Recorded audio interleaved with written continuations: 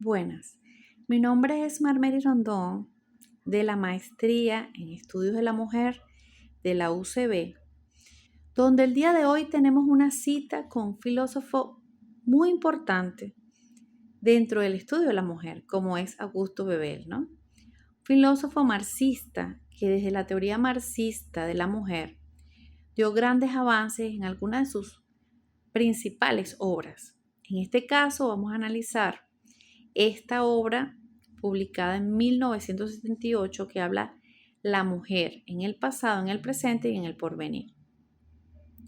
Pero antes de hablarles de este análisis tan importante de esta obra, vamos a hablar de este filósofo para que podamos ir a la interpretación relacionada, ¿no? Primeramente, Augusto Bebel, cual su nombre completo es Ferenc Augusto Bebel, que fue destacado líder social demócrata alemán del siglo XIX y principios del XX, en el cual nació el 22 de febrero en 1840 en Beauce, cercana a la Colonia, estamos hablando de Alemania, y falleció el 13 de agosto de 1913 en Suiza. Este importante filósofo marxista destacó la importancia de la igualdad de la mujer y él lo enmarca en varios criterios. No sin antes vamos a hablar de algunas de sus obras destacadas para que ustedes tengan criterio a la hora de argumentar la importancia de los avances de este filósofo. Primeramente, dentro de sus obras principales tenemos La mujer y el socialismo en 1879, donde analizó la opresión femenina como consecuencia del capitalismo y abogó en su emancipación. También escribió Mi vida en 1910 en sus memorias y criticó el colonialismo alemán como genocidio, una violencia directa hacia la mujer. Y por supuesto, tiene otras obras, pero estas son las más emblemáticas. Esta que estamos analizando, que se llama La mujer en el pasado, en el presente y en el porvenir. Bueno, ya hablando un poquito de este autor, que en su época fue muy famoso porque de alguna manera caracterizó la parte política de la época y tomó ese empoderamiento para hablar de la injusticia que había en relación a la mujer. Por supuesto, vamos a hablar referente a las palabras claves de esta importante obra, ¿no? Como podemos ver, aquí les voy a mencionar algunas de las características que me pareció bien interesante que surge de la lectura y el análisis de esta obra, como por ejemplo, como palabras clave, comunidades primitivas y hordas, derecho materno, origen de la servidumbre femenina, el matrimonio como propiedad, la mujer de la antigüedad, influencia del cristianismo y ascetismo, edad media y feudalismo y el Lutero y la reforma. Estas palabras claves simbolizan lo que ocurría en esa época. ¿Qué ocurría con la mujer? ¿Cuál era la situación que se manejaba en aquel momento histórico? Y cómo de alguna manera, a través de su pensamiento, nos llevó a lo que queremos hoy, que es esa igualdad. Cómo vernos como mujeres y cómo nos veía él desde ese porvenir. En función a eso, pues les voy a mostrar a ustedes una presentación como análisis, un poco para reflejar cuál era el criterio que manejaba Bebel en esta importante obra. Entonces, bueno, tenemos, como hablamos anteriormente, la mujer en el pasado, presente y el porvenir, la mujer en la sociedad. Él decía que la mujer era un espejo de la sociedad. Ya les voy a explicar un poco cómo manifestaba él, de cómo él veía esa sociedad. Él veía esa sociedad como una sociedad de esclavitud, pero donde la mujer enmarcaba los inicios, lo primitivo de esa esclavitud. Entonces, en esto se enmarca pues el pasado y el presente y cómo él cree que debe ser el porvenir de la mujer, o por lo menos ese reflejo de la sociedad hacia la mujer. Entonces, bueno, primeramente el contexto analiza un elemento histórico y futurista del papel de la mujer en la sociedad. Entonces, ahí hablamos de esa mujer, de esa inferioridad natural que expresa la sociedad y cómo ella expone sus estructuras económicas y de propiedad antes posiciones sociales a través de los siglos. Incluso manifiesta en su tesis la emancipación de la mujer, no como un hecho aislado, sino como intrínseco en la estructura social misma. Es decir, la mujer es un reflejo de la sociedad. ¿Cómo se enmarca la mujer? ¿Cuáles son sus criterios y hacia dónde se maneja la mujer? De alguna manera, Bebel manifiesta de la importancia que es la mujer, pero cómo la ve la sociedad. Entonces, fíjense esta imagen. Aquí manifiesta la esclavitud de la mujer y él inicia diciendo una frase muy interesante que dice: la mujer fue el primer ser humano víctima de la servidumbre. Ha sido esclava antes de que hubiesen esclavos. Porque lo marcaban dos principios fundamentales. El principio fundamental de la cuestión social, que era un reflejo de la sociedad, es decir, la cuestión de la mujer, no separarse de la cuestión social. El trabajador y la mujer eran dos elementos igualitarios, porque ambos servían, porque ambos eran esclavos en aquella época o en el pasado, ¿no? ¿Y cómo comprendía el destino común de la opresión? Por un lado, la mujer lleva los tiempos y las cadenas de la sociedad. Y luego viene otro elemento muy importante para Bebel, que es la raíz económica, ese problema de la mujer con su economía. Es decir, argumenta que toda opresión nace por la dependencia económica y que esa mujer biológicamente es vulnerable ante el embarazo, ante la lactancia y ante los principios fundamentales que maneja como criterio base en su responsabilidad. Entonces cae en esa dependencia de la servidumbre social. ¿Por qué? Porque efectivamente ella está para servir, ella está para amar, ella está para criar y debe ser de alguna manera mantenida porque tiene una vulnerabilidad dentro de su esquema económico. Él sigue diciendo lo siguiente: el mito del sexo débil y el derecho materno, ¿no? Y también expresa dos elementos fundamentales dentro de lo que se llama el sexo débil, que es la evidencia histórica, es decir, aquel estado primitivo de inferioridad de la mujer desde lo físico y lo intelectual, que es lo que se reflejó en aquel momento histórico la sociedad, y por supuesto, cómo los hombres eran superiores en función a su conocimiento y a su fuerza física. Y el matriarcado, que creo que es una palabra que está tomando nuevamente fuerza, que es ante el patriarcado es prevalecer el derecho materno. Es decir, se manejaba la herencia como una línea femenina que marcaba, por supuesto, la importancia que era ese cuidado y que era como trascendencia a la mujer.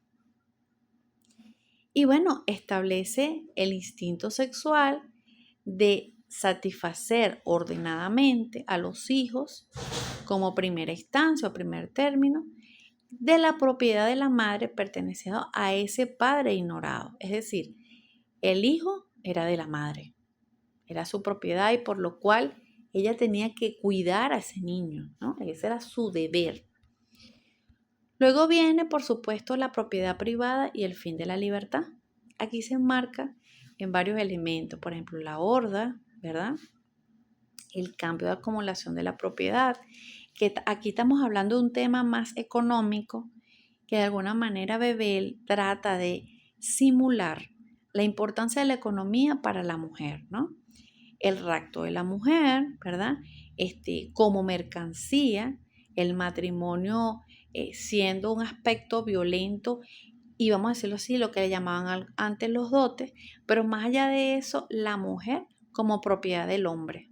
Por eso es el nombre y se lo coloca de el apellido del hombre, ¿no? Y la mujer se convierte en una propiedad del hombre, ¿verdad? Y bueno, por supuesto, cuidadora de esa sugerencia. Y bueno, por supuesto, el patriarcado, que llamaban a la propiedad como el comprar sus esposas mediante años de servicio o por supuesto como objeto de transacción. Es muy triste escuchar todo esto porque de alguna manera te da esa historia que muchas veces no conocemos y no le encontramos explicación a cada una de las cosas que nos pasa como mujeres, ¿no? Pero aquí se manifiesta en la historia cómo a través de los escritos se evidencia ese patriarcado que existía, por supuesto, en aquella época. Luego vienen las luces culturales como sombras domésticas. Fíjense, Bebel habla de algo muy importante, que es la propiedad, lo materno, ¿verdad? El cuidado. Entonces, él habla, por ejemplo, cómo se generaba desde la sociedad estos mitos, ¿no? La esposa Atenas, que era la madre de los hijos legítimos y era la propiedad, y cómo la Etaíra, ¿verdad?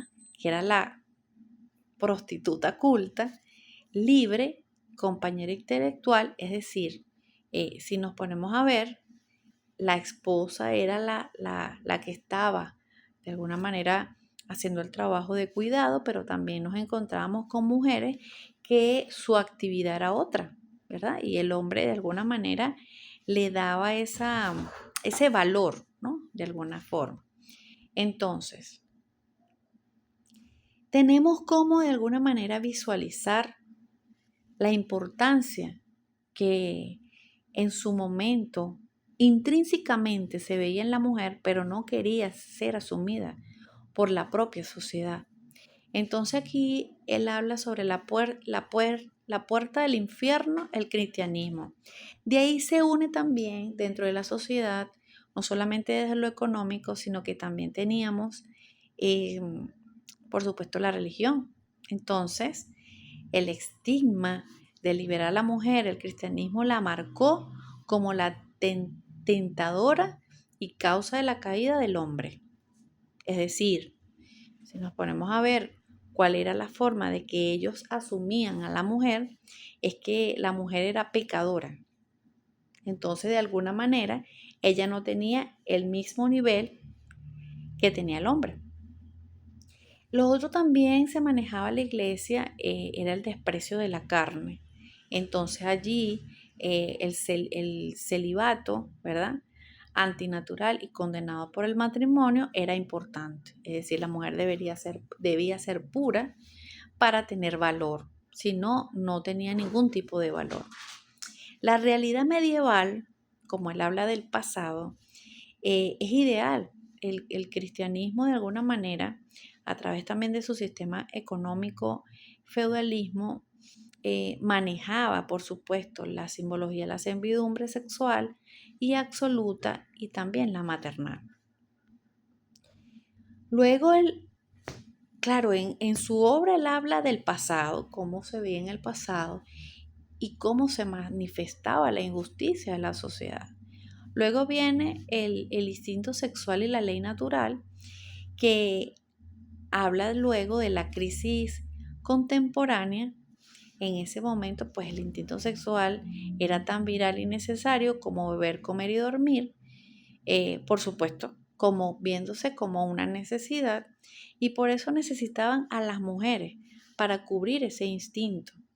Entonces, pues ahí podemos ver cómo era que se manejaba el instinto de esa necesidad. Lutero habla, a menos de hallarse la mujer, pasarse sin amor. Y también, bueno, por supuesto, Habían otros pensamientos que se manifestaban de que el instinto sexual ya era parte de todo lo que se venía trabajando con la mujer.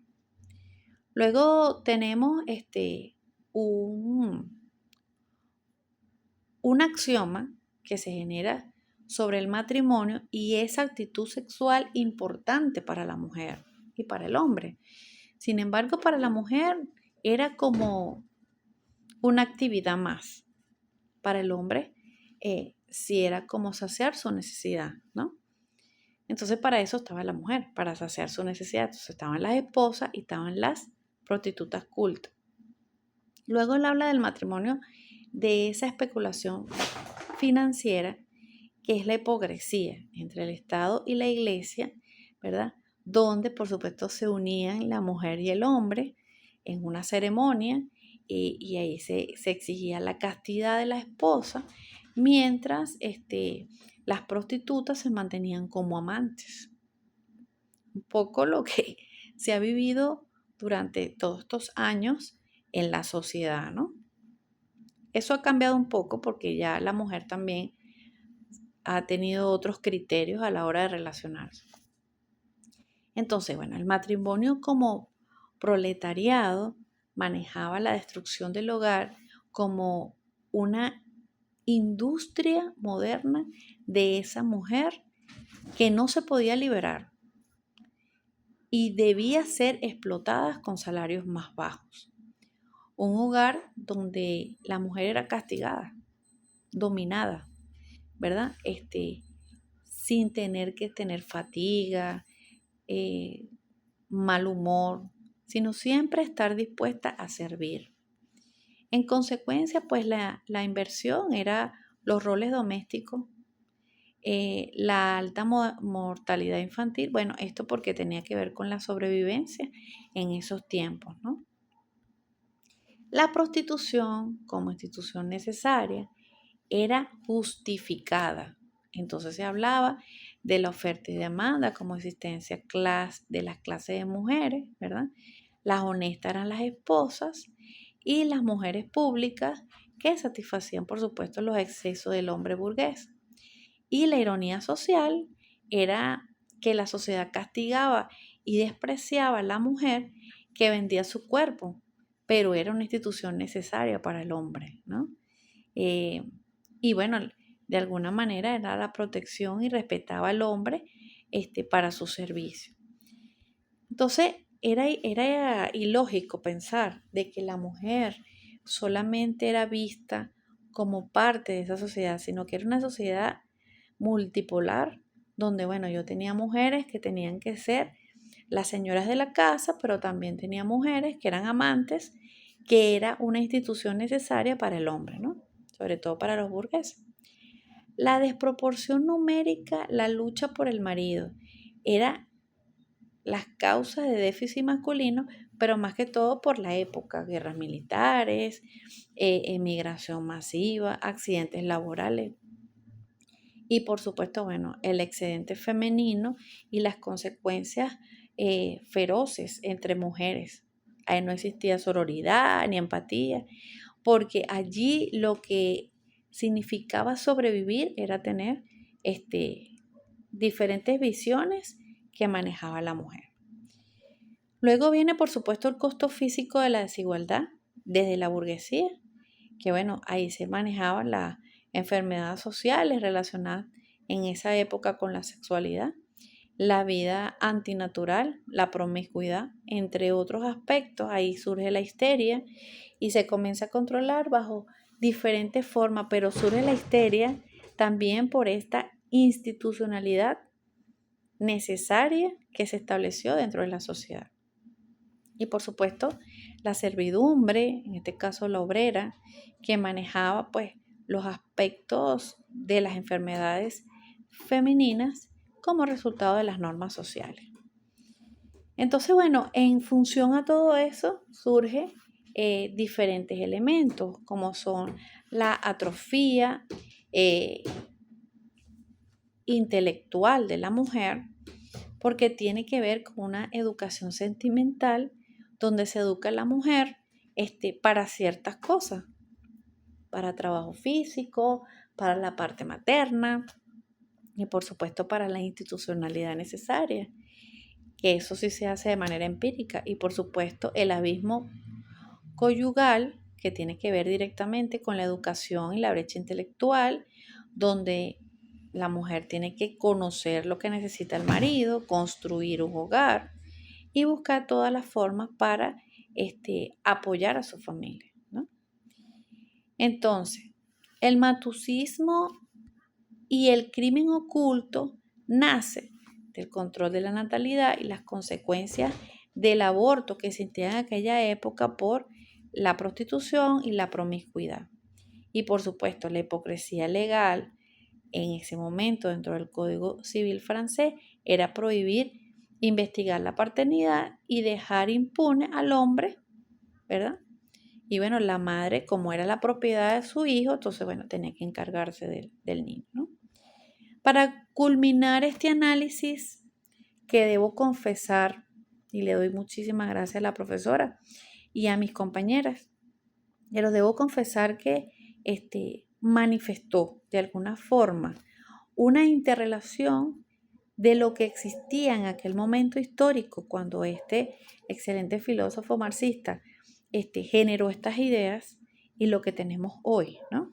Entonces, hacia el porvenir de aquel momento, que es nuestro presente, el diagnóstico final, el matrimonio coercitivo, la prostitución, la desigualdad no son naturales, son producto de un sistema económico defectuoso.